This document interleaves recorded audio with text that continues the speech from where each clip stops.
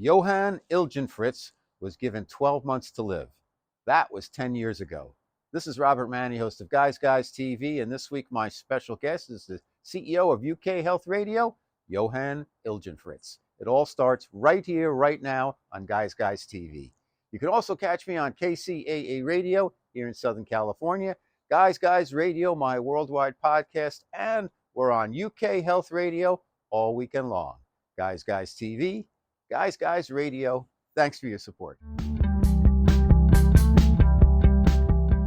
Okay, Guys Radio, it's the interview portion of our show and welcoming in our YouTube and Rumble viewers to the network. And my very special guest today is Johann Ilgenfritz. He is the CEO of UK Health Radio. You might be familiar with that because our show is featured. I'm a presenter there 4 times weekly and also on demand. And what we're going to talk about today is really the journey from a health scare, if you will, to recovery, and also changing a business model from one of an image business into one of the business that we're doing now, which is all about helping people manage their health. And I have so much in common with Johann, and he's been such a good friend and inspiration for me that I'm thrilled to have him on the show. So let me tell you a little bit about Johann. He had a master's in photography in Germany, and he worked as a fashion photographer 20 years in Hamburg and London, 2 cities that I love. I was in Hamburg last year and I fell in love with it immediately. It's just so green and so beautiful and so diverse, and the people are so nice, and the food was so fantastic there. I couldn't believe it. Johann's life changed drastically in 2011 when he had a heart attack, and then 6 months later, he was diagnosed with cancer. I had a similar situation in 2014. I was out running and I had a pain in my side, and it was over the 4th of July weekend, and I couldn't get to a doctor, and I was in intense pain. And I went in the following week and I found out I had not only a kidney stone, but I had a growth on each kidney. But that was 10 years ago. So we both have success stories with this. Now for Johann, he underwent unsuccessful radiotherapy and he was left to find other survival options, which he did. And during his search, he decided that and learned that on the internet, there was really no one source for a central point for health information, regardless of what your health issues are. So he decided and very quickly put together the platform. 6 weeks later, he launched the beta version of UK Health Radio, and he's been fighting cancer, was fighting cancer at the same time. He changed his lifestyle, he changed his nutrition, and all of a sudden his health got better, and the network took off, and UK Health Radio is the #1 talk health station in the world right now. And I'm pleased to be a presenter there. I want to welcome my boss, if you will, Johann Ilgenfritz, to Guys Radio. Welcome, Johann. Thank you, Robert. Absolute privilege to be here with you. Thank you so much for inviting me on. Well, I love doing the show, and I love UK Health Radio, and you're doing a very special work. But first, I think our listeners and viewers will want to learn a little bit more about you.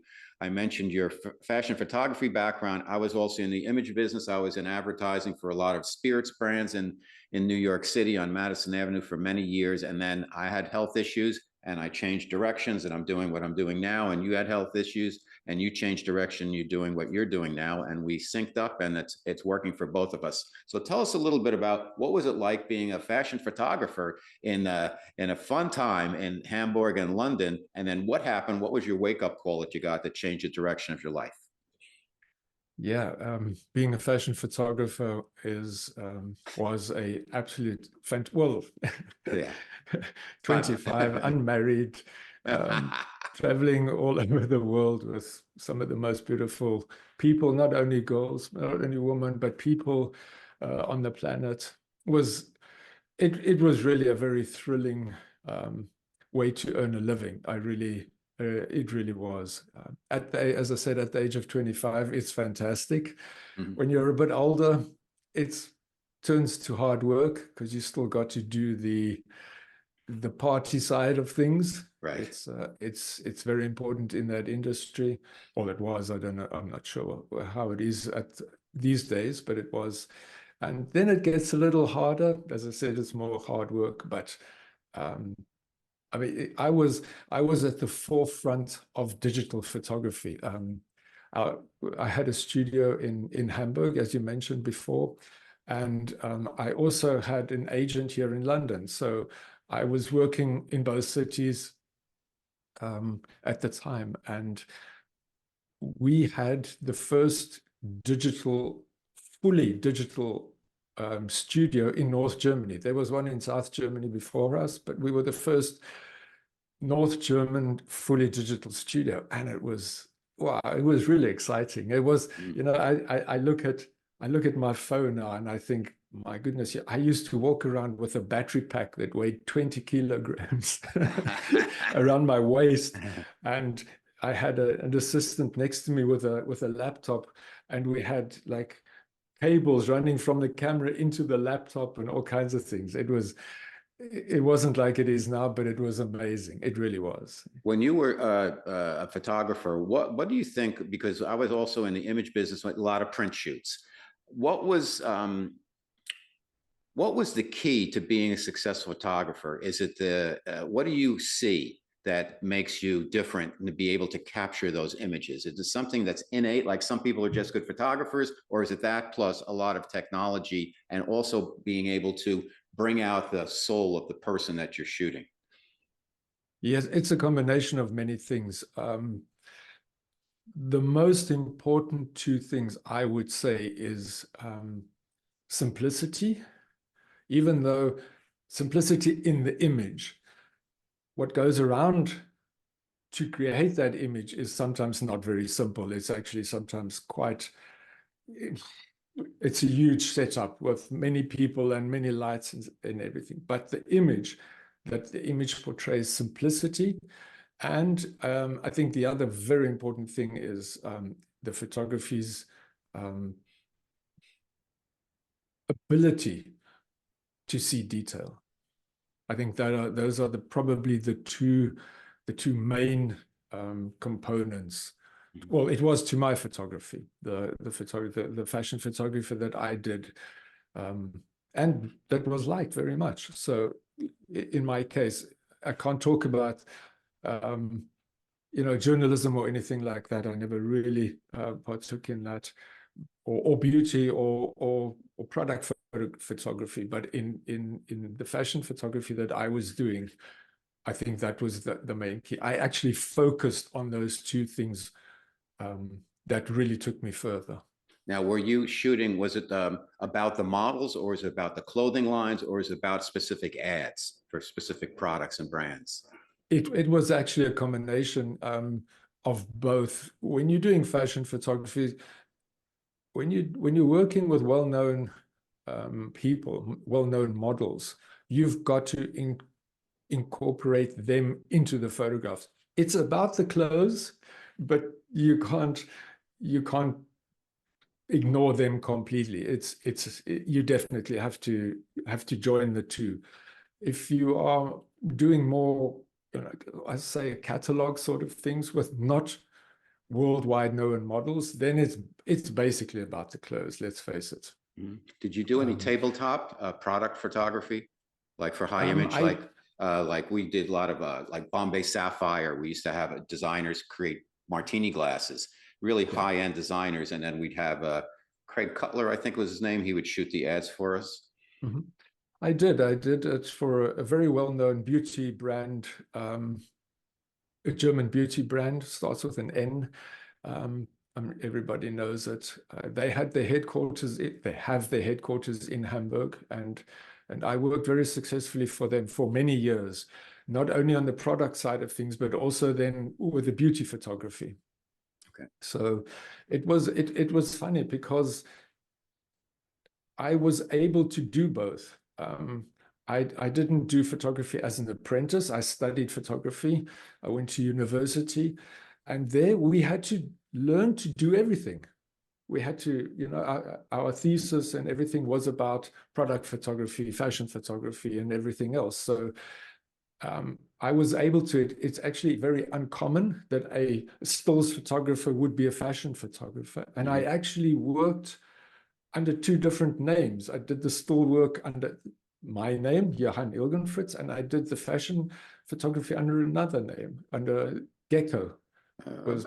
my artist's name in the fashion photography. Amazing. So people here in London knew me as Gecko. They didn't know I did anything else in Hamburg. And the people in Hamburg, the big, as I said, the big beauty brand did know of my fashion work here in London as well. So Fantastic. I was lucky. I could do both, and I did. I was fortunate enough. Yeah. Keeps you busy. So what happened then? So you got a wake-up call, and it was about an illness. What happened to you? Yes, at the age of 46, this was in 2011, beginning of 2011, I had a heart attack on the tennis court. And it wasn't life-threatening or extremely a massive heart attack or anything like that. But 6 months after that, there I was, really not feeling very well. And the doctors were really, they didn't know what was happening because they couldn't work out why I wasn't feeling better or getting better or progressing the way I should have. I should have been almost back on the tennis court by then, and I was very far away from that. And that's when I was diagnosed with two kinds of cancer, actually, that then spread, went to the lungs, the spleen. I had 7 tumors all in all. Yeah, I even had one in my left eye. And that was literally, well, I separate the two. I say that was my first cancer diagnosis because I got another one later on. And that the first one wasn't a wake-up call yet. I was in such a state when I got that diagnosis. I mean, we're talking tumble dryer here. We're not, it was just, I didn't know what was happening. I stumbled into radiotherapy. What is that? For those who not aware of it. Radiotherapy is it's another kind of therapy like chemotherapy. Mm-hmm. Is it with frequency? It's a frequency. It's an actual radiotherapy treatment, which I stumbled into, doing two sets all in all of 12 each. And in October of that year, I was given the cancer all clear. But there was something, Robert, this was the funny thing. The good thing that came out of that first diagnosis is I had that feeling of not being part of the process. I had no duties. Nobody told me what to do. They didn't say to me, eat this or don't eat that. They didn't say, keep on doing sport or don't do sport. My only duty was to be there for the treatment. Mm-hmm. And this really worried me. There was something telling me that you weren't part of this process, Johann. You were just there. You were shipped there. You were done to. You were not taking part in anything. But you know what it's like when things return to normal. People, I did the same thing, carry on as normal as before. But that changed very quickly at my first post-cancer screenings, where my oncologist at the end of the screenings called me in and said to me, look, we don't know what happened. The cancer is back with a vengeance. It's spread almost everywhere. And she gave me 12 months to live. She said, there's literally nothing left for us to do with the aggressiveness and the speed that this cancer, and you realize I say this cancer and not my cancer, this cancer had spread, she said she'd never seen anything like it. And if it would continue like that, I would have a maximum of 12 months.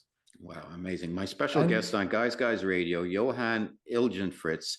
and we're talking about, he is the CEO of the UK Health Radio Network, and we're talking about his the change in his life when he was a fashion photographer. He had a heart attack, he got cancer, he thought he was better, and then it came back with a vengeance.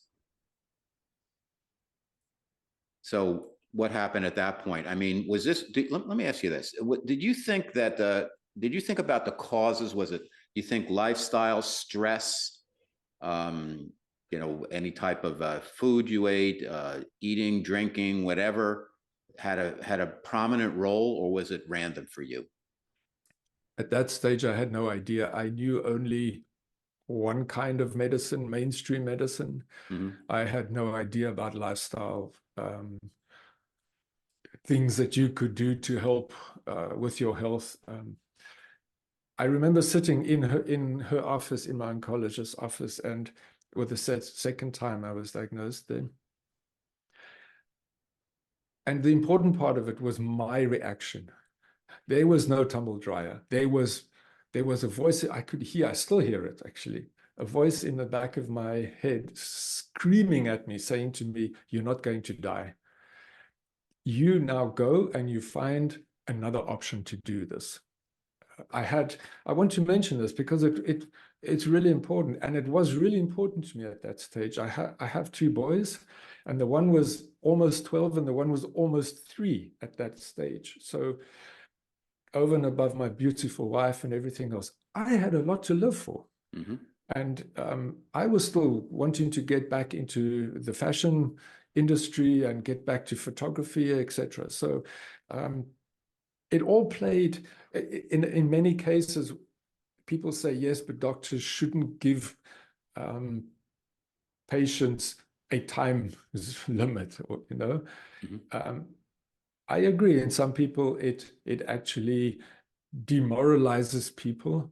In my case, it was the exact opposite. It activated me. I knew, okay, Johann, you got 12 months maximum.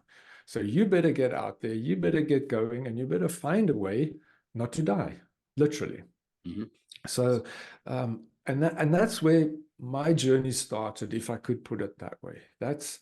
I went home that day, made the biggest mistake of my life, not telling my wife about the 12 months. I told her that the cancer was back, but I did not tell her that they'd given me 12 months to live maximum. She found that out, of course, because I got ill really quickly and rapidly.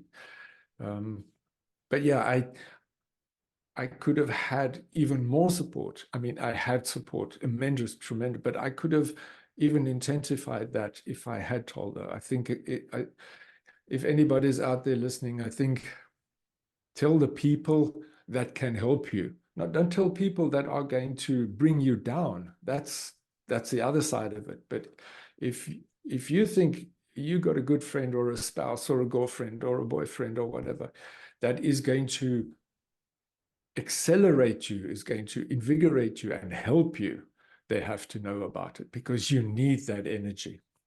So what did you do? So I went home. I started looking in the internet. Now we're talking 2000. This is now 2012 already. There wasn't a fraction available in compared to today's times on everything. And it took quite a long time for me to do this. And about 7 months into my allotted 12, I read a sentence in the internet that literally changed my life. The sentence was, "Cancer cannot survive in an oxygenated alkaline cellular environment." Now, this was discovered by Dr. Warburg, a German biochemist, in 1931. He actually won a Nobel Prize for that discovery in 1931. But for some reason, when I read it, all the lights went on in my stadium, as I always call it. Before that, it felt as if I was standing in a dark stadium. But when I read that, it just all came on. It was 2 o'clock in the morning. And I actually woke my wife. I woke Rafaela, and I said to her, "I have found a way not to die." Those were my exact words. And what it means is, I just wanted to explain this because it just makes sense. I'll do it very quickly. We all have a pH level in our bodies. We have two, actually. The blood has a pH, and you have a pH level in your cellular, in your cells. Now, the blood pH you can't change. That is regulated by your body. But on a cellular level, you can influence it dramatically, actually. So 7.2 is neutral. Everything above that is alkaline. Everything below that is acidic. And a known fact, cancer cells feed on sugar. So everything that's acidic turns to sugar, turns to glucose on a cellular level. And that's what cancer cells feed from. This is very basically put, but this is how I understood it. And this is what flipped the switch in my head. So I knew that if I could alkaline my body, I would starve the cancer to death. And that's basically what I did. It's not a quick fix. It wasn't in my case. It took 2.5 years. 2 of the tumors were operable, but the others weren't. So they took 2.5 years to go away. But yes, it's science. It just is that way. If you, and this actually caused many reactions within me, positive things. I realized that I think this was probably the biggest realization. I realized that cancer wasn't the cause of my illness. It was merely a symptom of a sick body. And when I say body, I mean as a whole. Body, mind, emotion, and everything else. It's all involved. I didn't know that at that time. I thought it was only physical body, but everything plays a part in that. So if you change the way you look at things, the things you look at change.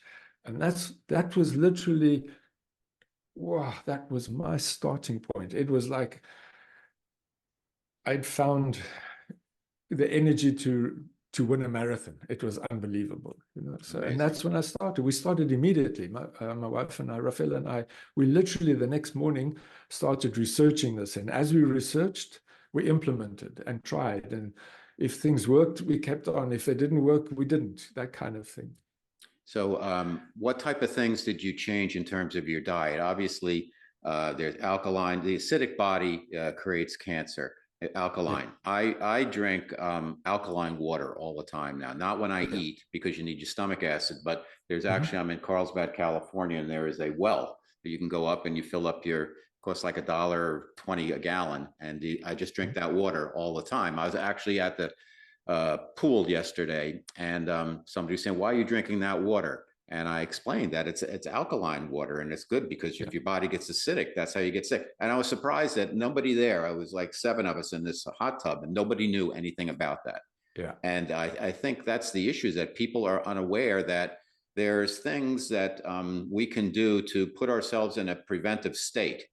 And that's like the lifestyle, perspective, managing stress, and all other things. So what are some of the lifestyle changes you made, including your diet, Johann? Well, I literally became a vegetarian overnight after reading that sentence. About 3 weeks later, I was a vegan. Today, and I have been now for probably about 11 years, I've been an alkaline vegan. So I only eat alkaline foods. Give us an example. The listeners, they can download what are some of those foods? Yeah, actually very, very easy.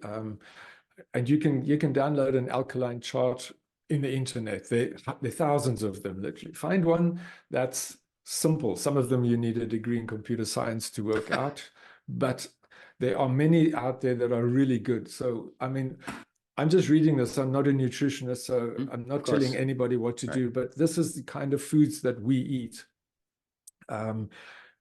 It's just like spinach, greens, in all kinds, you know, all kinds of greens.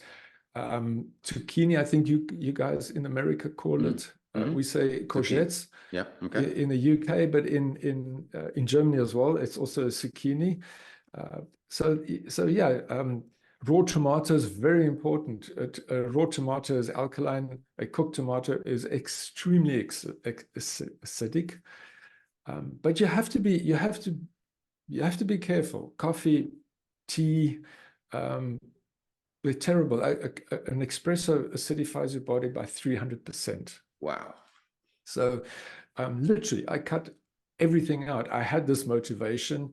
I knew I felt I could do it.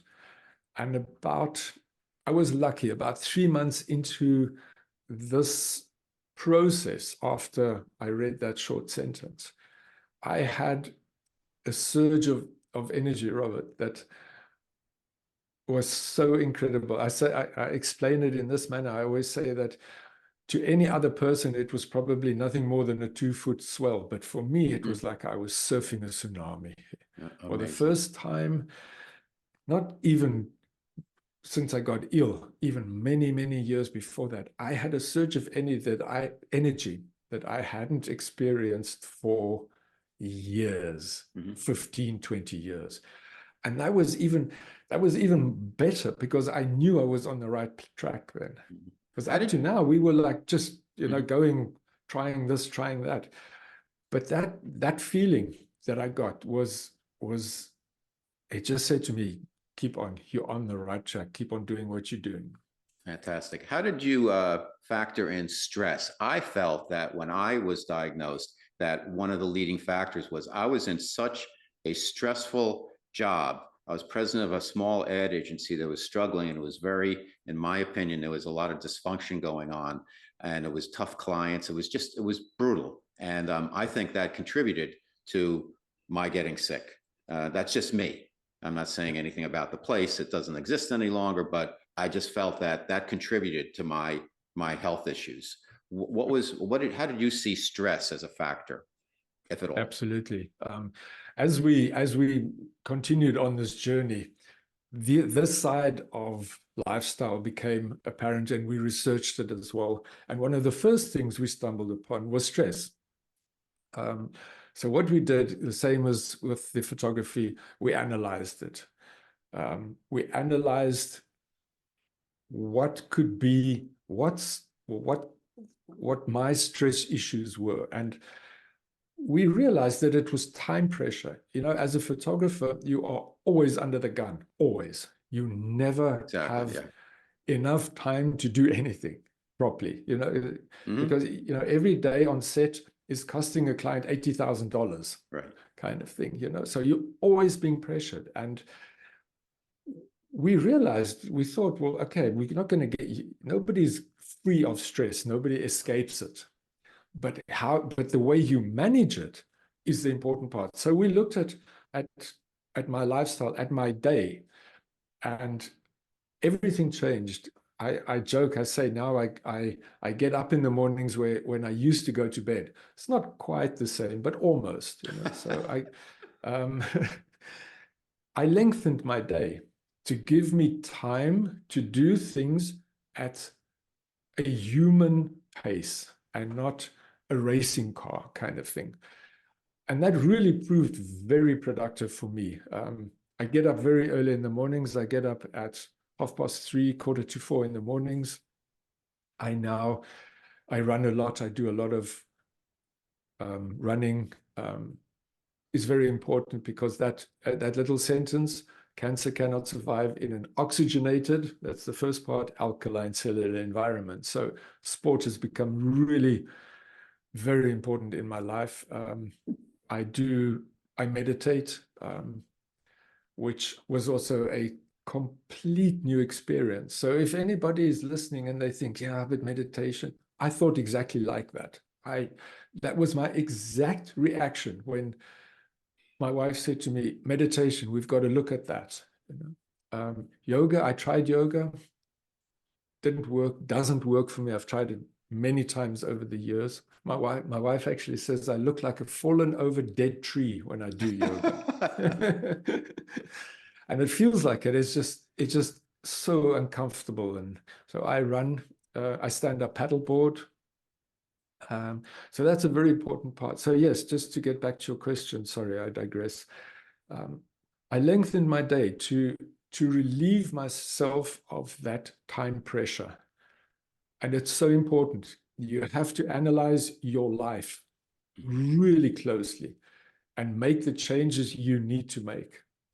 Very important. So it's not only what your food eats or what you eat, what your food eats, what it's sprayed with, what it's genetically tampered with, etc., etc. That's only 50% of it. This is just my Of course. This is just the way I see it. All that we've spoken about now is only 50%. The other 50% is what you think. That internal language that we all have. If you have an incorrect internal language, you can make yourself ill. It's unreal. It's I mean, we all know this now as well. There's so many aspects of it. There's I don't know if you've heard of New German medicine, where they've actually now discovered that trauma in your life can actually lead to an illness later on, and all those kind of things, you know. So it's really interesting. But yeah, as I said, 50-50. It's definitely a 50-50 split in my case, definitely. Okay, my special guest on Guys Radio, Johann Ilgenfritz. He's the CEO of UK Health Radio, the world's largest talk health radio station. It's digital around the world. I'm on 4 times every weekend and on demand, Guys Radio. And we're talking about Johann's journey from cancer to health. Here he is right now. So what did you adapt over that time frame? You got better. The tumors kind of dissipated. What tweaks have you made over the last 10 years in terms of your health, your eating, and whatever, in terms of fine tuning? Yes, tremendous amount of changes. Small ones. They're not like the first ones, the going vegan and the going, you know. Are you still vegan? It's never like that. Are you still vegan? I am. I'm still today an alkaline vegan, and I will be for the rest of my life. Okay. As I mentioned, meditation plays a very big part in my life. I actually, my running has actually become an extension of the meditation. Mantras play a huge big role in my life. That's because that's part of my mental health is actually controlled by some of the mantras that I have created for myself. Very important ones. As I said, the sports side of things, very important. Intermittent fasting. I tried fasting. I can't do it. I can't even do a 3-day fasting, never mind a 10-day or a 30-day fast. So I do intermittent fasting, but I do it continuously. I've been doing intermittent fasting now for, must be going on for 4.5, 5 years. So I eat lunchtime, my main meal. Before 6 in the evening, I have something really small.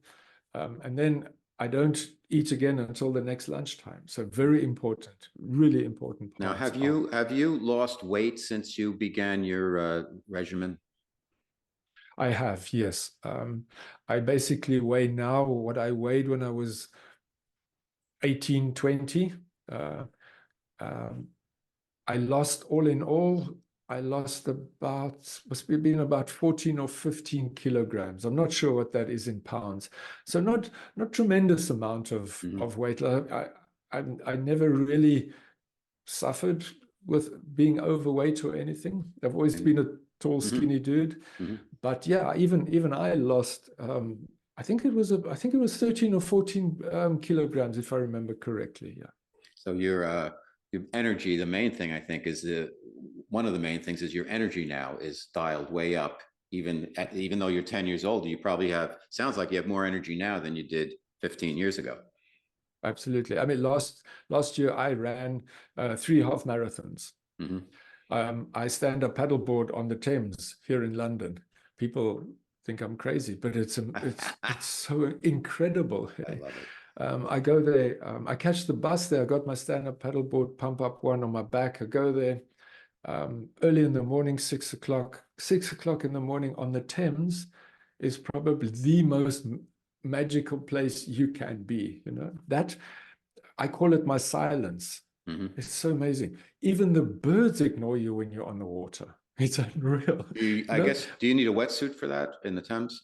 You do, especially now this time Mm. of year, yes. But in Mhm. summer, not, of course. It's in summer, it's and on a standard paddleboard, you don't fall off that often. In Mhm. the beginning, perhaps, but after that, it's it's Okay. pretty safe actually. So yes. So now you've got UK Health Radio. How many years has it been in existence? What was your objective? Has the objective changed? And tell everybody what's going on and what the network, if you will, offers listeners. Absolutely. UK Health Radio actually started in the beginning of my journey, almost right in the beginning, because I didn't want other people to have to go through what I went through to find answers, to find solutions, to find whatever you want to call it. Um, like I had to. It took me 7 months to find that stupid little sentence. You know what I mean? Mm-hmm. So I didn't know it was going to be radio in the beginning, but I wanted to create a platform, something that people could go to for information. Of course, it was cancer orientated in the beginning, but it soon changed to everything, all kinds of health. And that was basically the beginning of UK Health Radio. People ask me why radio. Actually, two things. I've always found radio a very personal medium. And if it's done correctly, and we do it correctly on UK Health Radio, anybody anywhere in the world listening to us would feel as if they're being spoken to directly, Mm-hmm. as if they're the only person listening. And that is literally the secret of good radio, is to do it. If you're going to do it in that manner. Be just authentic, and be authentic. Be focused on people, not talking to the world, talking to one person. I think that's a very important part of it. The other part of it was in Hamburg, the biggest music station in Hamburg have a jingle, and of course it's in German, but translated, and it translates sort of okay. Translated into English, it says, "Radio goes in your ears, and the message stays in your head." Mm-hmm. I love In it. German, it's really like a jingle. It really rhymes. Mm-hmm. It's beautiful, you know. And that just spoke to me, and that's why I decided to do radio. But I wanted to do. I didn't want to do FM or AM. I wanted to do internet radio, um, which was also right in the beginning of its existence at that stage, because I wanted worldwide. I didn't want only Germany or only the UK or whatever, and I wanted it in English. That was my main goal. How is the listenership now? I know initially when I Yeah. first got on board about a year or so ago was predominantly UK, and then it's moved to US, and now also I think India and some other places. Where are you most popular? What's the breakout? Yeah, it's actually changed completely, the demographics. The USA is now our biggest listenership, Wow. by Okay. a huge amount, followed by the UK. Then we have the Philippines, we have India, we have, of course, Europe. Germany is quite big, France is quite big, etc. So we have listeners in 54 countries now, all in all. Mm-hmm. Have you South got it? America, Brazil, Wow. yeah, Amazing. as well. Yeah, Fantastic. so yeah, Have and you, we have. I always say the first 3 months after we launched UK Health Radio, we had 2 listeners. I was the first. I was the one, and your and I wife, think Rafaela, my Rafaela? wife, was the second one. She's never Okay. admitted to. She's never said yes, it was me. She's never admitted it, but I can almost Now, tell you that it was her. have you gotten any pushback from the mainstream because the medical medicine is a hot topic these days ever since 2020, and Yeah. sometimes when nobody really talks about prevention like we do and about taking care of yourself, and my life was saved by allopathic medicine. My surgeon got 2 growths out of me, and I didn't have to have chemo or anything, and I did Ayurvedic protocols to clean up my landscape, my internal landscape, and I changed my diet and I changed my perspective and I practice TM and I'm a runner and a swimmer and everything else. And I eat a very clean diet. And so I'm taking care of myself, but I was saved by my doctor. So I think, in my opinion, you can have both and we need both, but there seems to be a little bit of a push down about having a healthy dialogue. So have you gotten any pushback from the mainstream medical, WHO type system where they're trying to put the guardrails on? We haven't. And I think there's a very good reason for that, even throughout COVID and everything. We are, UK Health Radio is not a natural health station only, or we do everything. We do mainstream health or modern medicine or whatever you want to call it. I don't call it alternative because I hate the word alternative in conjunction with what we do, Robert, but I call it mainstream health and natural health. We do both. We do everything. So, and we don't play the one up against the other either. Each presenter, each show, they all have their own opinions. They all have their own experiences, and they speak it. But we don't play like the one up against the other one. Right. Not at all. All we do is we deliver the best quality information out there. True information and up-to-date information. That's what we try and do. Fantastic. And yeah, I mean, we have 1.4 million listeners now, and we get about between 300 and 500 emails a day of people asking us for information on certain conditions. Wow. Some of them we already covering, but of course there are others that we don't have specific shows on. We have, it's built up. We have many specific shows, and then we have what I call magazine type shows, where one show would cover more than one topic. Right. And that's how I've actually built up the content of UK Health Radio. Okay. So, okay, we're getting tight on time. I want to mention UK Health Radio's Health Triangle magazine. I'm a contributor. I write a series called Aging is a Choice. I know, Johann, your motto is health is a choice. So we're kind of simpatico on that. And I love doing it. Every month I write about my own personal journey, things I've done since my illness to take care of myself. And like yourself, I have a young son. He's 10 now. So when I was diagnosed, he was 1. And I'm like, I have a lot to live for. My wife, I have a younger wife, and I had a lot going on.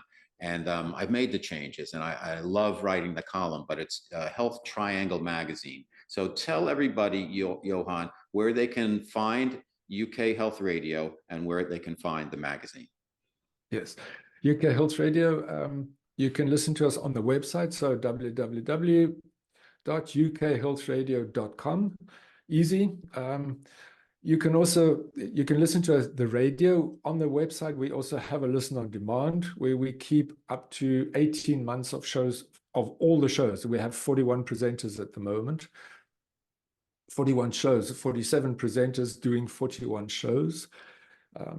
So from that point of view of the radio, that's it. You can also listen to us on an app. We have a UK Health Radio app, and we are on 12 of the biggest podcast platforms worldwide. So under the UK Health Radio umbrella, but on all the Spotify, the Apple podcasts, etc.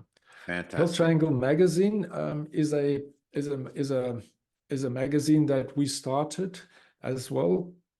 We've just published issue, I think it was 120, if I'm not mistaken. It's a digital magazine, so there's no hard printing, there's no copying.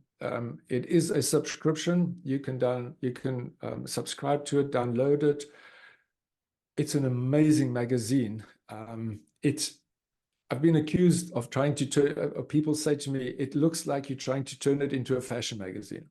Not the case. I wanted to steer clear. You know, the normal health magazine is light blue and gray. Right. This thing looks like a fashion magazine from that point of view, but it's only health. There's nothing in there that There's no other content That's except great. health. And So, health should be vibrant. It should be vibrant. yeah, So it's and it fantastic. should. It's Life is beautiful. vibrant and life is amazing, you know. Mhm. So, and that portrays it. So we have 21,000 subscribers. So really big magazine. Amazing content in there. Yourself, for example, a few of our presenters as well, other presenters.